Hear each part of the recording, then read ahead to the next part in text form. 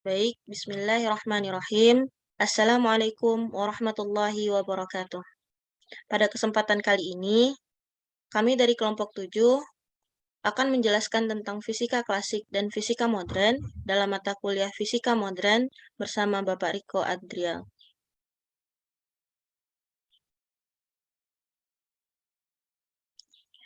Anggota kelompok 7 yang pertama saya sendiri sebagai ketua, Putri Zakiah dengan nomor BP 2010442036. Kemudian ada Amalia Saumi dengan nomor BP 2010442046 dan Samiatul Dini Aulia dengan nomor BP 2010442036. Apa itu fisika? Secara etimologi, fisika berasal dari bahasa Yunani, yaitu physikos atau fisis, yang berarti alam. Dalam bahasa Inggris, penulisannya menjadi fisik. Secara terminologi, fisika adalah ilmu alam yang mempelajari tentang materi dan gerak, serta kaitannya dengan energi dan gaya. Secara umum, fisika sering diartikan sebagai ilmu yang mempelajari tentang materi atau zat, yang meliputi sifat fisis, komposisi, perubahan, dan energi yang dihasilkannya. Kita lanjut ke sejarah fisika. Fisika klasik dimulai dari tahun 1800-an sampai 1890-an. Periode ini diformulasikan konsep-konsep fisika yang mendasar. Pada periode ini, perkembangan yang terlihat dari fisika klasik adalah formulasi umum dalam mekanika klasik. Contohnya adalah hukum gerak Newton, fisika panas, elektrodinamika klasik, termodinamika klasik, listrik magnet, dan gelombang. Pada akhir abad ke-19 ditemukan beberapa fenomena yang tidak bisa lagi dijelaskan melalui fisika klasik.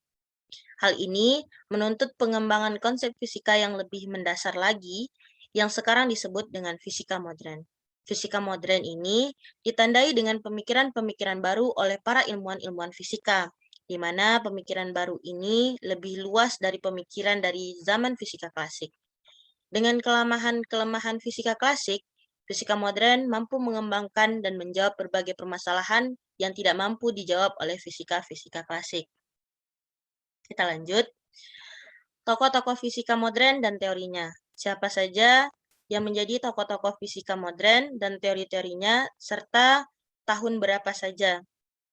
Baik, kita bahas pada 1879 sampai 1955 ada Albert Einstein dengan teorinya yaitu relativitas umum dan khusus.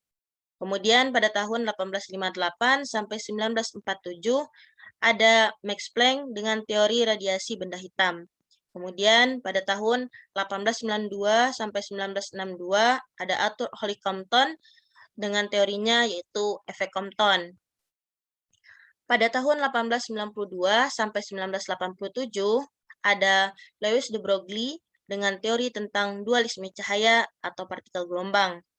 Kemudian pada tahun 1882 sampai 1970 ada Max Born dengan teorinya tentang probabilitas fungsi kepadatan dalam persamaan mekanika kuantum Schrödinger. Selanjutnya pada tahun 1901 sampai 1976 ada Werner Heisenberg dengan teorinya prinsip ketidakpastian. Kemudian pada tahun 1885 sampai 1962 ada Niels Bohr berhasil menjelaskan spektrum atom hidrogen. Pada 1887 sampai 1961 ada Erwin Schrödinger berhasil memberikan penjelasan masuk akal terhadap teori de Broglie. Kemudian pada tahun selanjutnya yaitu 1918 sampai 1988 ada Richard P. Feynman dengan teori elektrodinamika kuantum. Selanjutnya pada tahun 1900 sampai 1958 ada Wolfgang Pauli dengan asas larangan Paulinya. Kemudian pada tahun 1902 sampai 1984 ada Paul A.M. Dirac dengan teori spin dan momen elektron. Kemudian 1901 sampai 1954 ada Enrico Fermi dengan teori peluruhan betanya. Selanjutnya, latar belakang fisika modern. Fisika modern ini muncul pada awal abad ke-20, di mana perumusan-perumusan dalam fisika klasik tidak lagi mampu menjelaskan fenomena-fenomena yang terjadi pada materi yang sangat kecil. Fisika modern diawali oleh hipotesa Planck yang menyatakan bahwa besaran energi suatu benda yang beosilasi atau osilator tidak lagi bersifat kontinu, namun bersifat diskrit atau kuanta. Sehingga muncullah istilah fisika kuantum dan ditemukannya konsep dualisme partikel gelombang. Konsep dualisme dan besaran kuanta ini merupakan dasar dari fisika modern. Selanjutnya yaitu teori relativitas khusus. Pada tahun 1905, pada usia 26 tahun, Albert Einstein mempublikasikan teori relativitas khusus, yang merupakan kontribusi penting bagi sains saat ini. Teori relativitas khusus ini mempresentasikan satu dari greatest intellectual achievement pada abad ke-20. Dengan teori tersebut, dapat dikoreksi prediksi eksperimental dan observasi meliputi seluruh rentang kelajuan dari kecepatan 0 hingga kecepatan mendekati kecepatan cahaya. Mekanika Newton yang telah diterima dan digunakan selama 200 tahun lebih ternyata merupakan kasus khusus dari teori relativitas khusus. Baik, untuk selanjutnya saya serahkan kepada Samiatul Dini. Untuk Samiatul Dini, dipersilahkan. Baik, selanjutnya teori relativitas khusus. Yang pertama ada postulat relativitas khusus. Hukum-hukum fisika haruslah mempunyai bentuk yang sama untuk seluruh pengamat atau kerangka referensi yang bergerak dengan kecepatan konstan terhadap kerangka referensi lainnya. Kecepatan cahaya haruslah sama untuk seluruh pengamat inersial, tidak bergantung pada gerak relatif masing-masing. Selanjutnya yaitu prinsip relativitas. Hukum-hukum Newton valid di dalam seluruh kerangka referensi inersial. Kerangka referensi inersial atau sistem inersial adalah suatu sistem di mana benda bebas tidak melakukan percepatan. Setiap sistem yang bergerak dengan kecepatan konstan terhadap suatu sistem inersial adalah merupakan sistem inersial juga. Menurut prinsip Newton relativity bahwa hukum-hukum mekanika haruslah sama di seluruh kerangka referensi inersial. Dapat juga mentransformasi koordinat ruang dan waktu suatu kejadian dari suatu sistem inersial ke sistem yang lainnya yang bergerak dengan kecepatan konstan relatif terhadap sistem inersial pertama. Selanjutnya,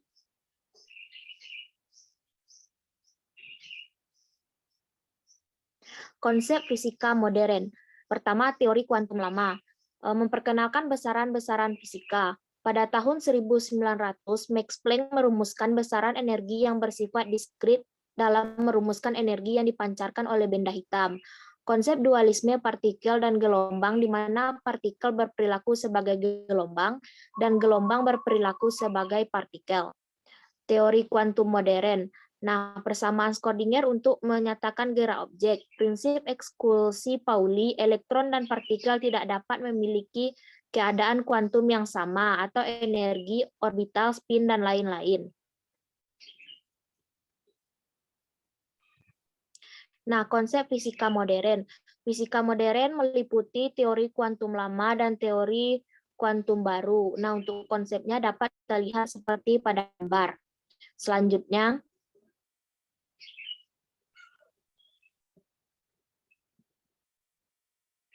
fenomena radiasi benda hitam. Kegagalan fisika klasik bermula di akhir abad ke-19 ketika para ilmuwan tidak mampu menjelaskan fenomena radiasi benda hitam. Meskipun tidak ada benda yang benar-benar hitam sempurna di dunia ini, secara teori benda hitam akan menyerap semua cahaya yang datang tanpa memancarkan radiasi energi berupa panas seperti benda-benda lainnya. Namun faktanya benda hitam tetap memancarkan radiasi energi dengan tingkatan atau intensitas yang berbeda. Intensitas ini dapat diprediksi dengan mengetahui temperaturnya menggunakan hukum Rayleigh-Jeans. Hukum Rayleigh-Jeans ditemukan oleh Lord Lange dan Sir James Jeans, dua ilmuwan asal Inggris tahun 1900. Nah, menurut hukum tersebut, semakin pendek suatu gelombang seperti sinar UV, maka intensitas radiasi energinya semakin tinggi menuju tak hingga. Hasil eksperimen menunjukkan bahwa semakin pendek gelombangnya, intensitas radiasinya justru menurun. Kegagalan hukum Rayleigh Jeans menjelaskan fenomena radiasi benda hitam ini dikenal sebagai bencana ultraviolet atau ultraviolet catastrophe.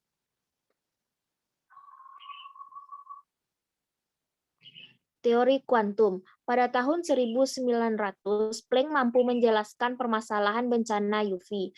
Menurut Planck, radiasi elektromagnetik yang dipancarkan suatu benda terbagi-bagi atau diskrit ke dalam paket-paket energi yang disebut kuantum. Besarnya energi ini bergantung pada besarnya frekuensi gelombang elektromagnetik.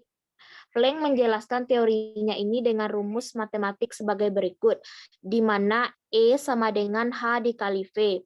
E adalah energi, H adalah konstanta Planck, di mana besarnya 6,626 kali 10 pangkat min 34 Joule second. V merupakan frekuensi radiasi, satuannya S pangkat minus 1.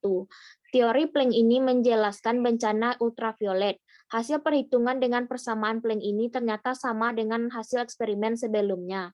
Mereka menunjukkan grafik pengamatan benda hitam dengan pola yang sama. Atas penemuannya ini, Max Planck mendapatkan penghargaan Nobel Fisika pada tahun 1918. Teori Planck kemudian lebih dikenal sebagai teori kuantum dan mengawali peralihan fisika klasik menuju fisika modern. Teori Planck juga menginspirasi banyak ilmuwan terhadap berbagai pandangan baru, salah satunya yaitu mengenai cahaya.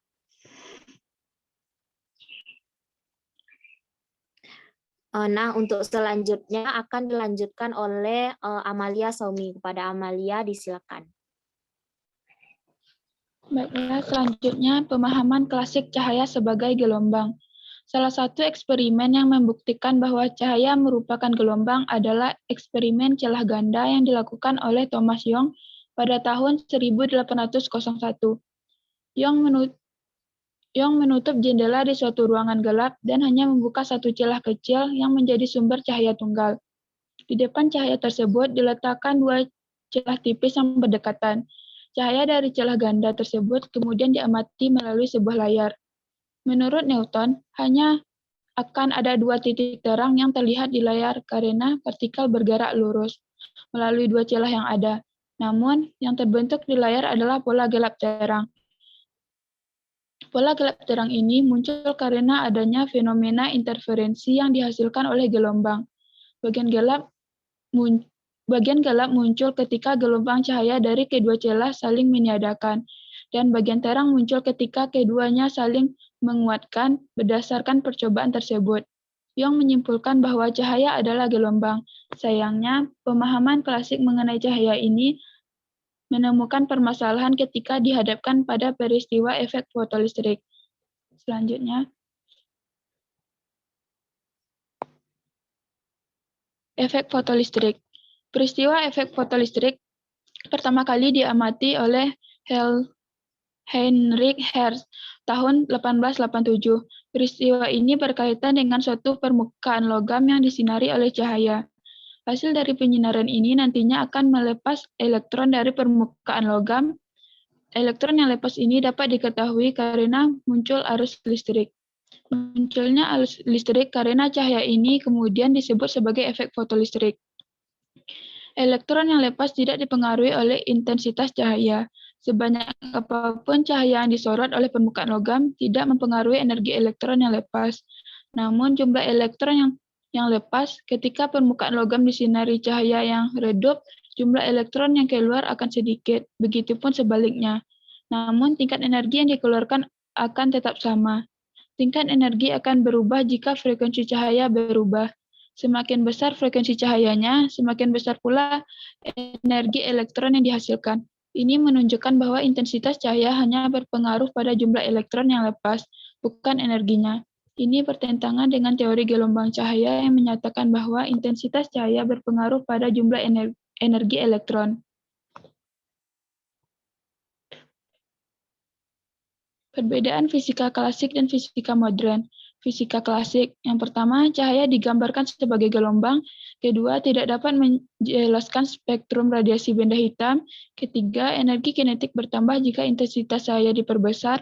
Keempat, efek fotolistrik terjadi pada setiap frekuensi asal intensitas bertemu. Kelima, tidak dapat menjelaskan energi kinetik maksimum. jika frekuensi cahaya diperbesar. Keenam, fisika klasik dibagi menjadi 3 fase, yaitu padat, cair, dan gas. Fisika modern, yang pertama, cahaya digambarkan sebagai partikel. Kedua, terdiri dari paket energi yang disebut kuanta atau foton.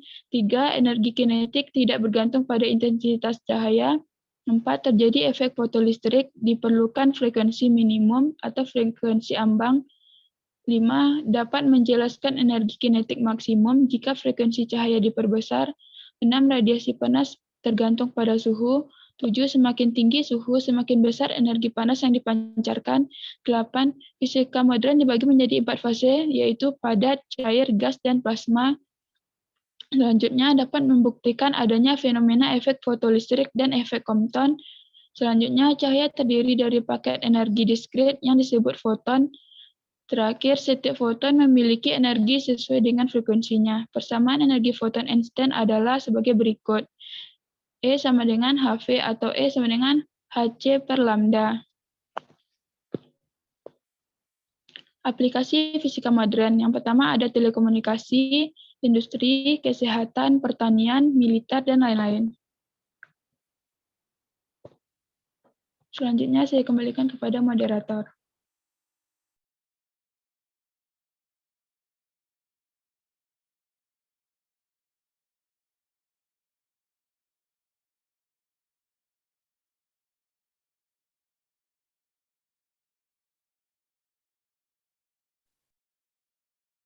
Baik, terima kasih kita ucapkan kepada Amalia Saumi.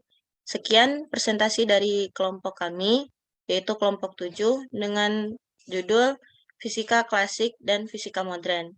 Jika ada pertanyaan, silahkan ditanyakan. Mungkin sekian dari kami tutup dengan wabillahi taufiq wal hidayah. Wassalamualaikum warahmatullahi wabarakatuh.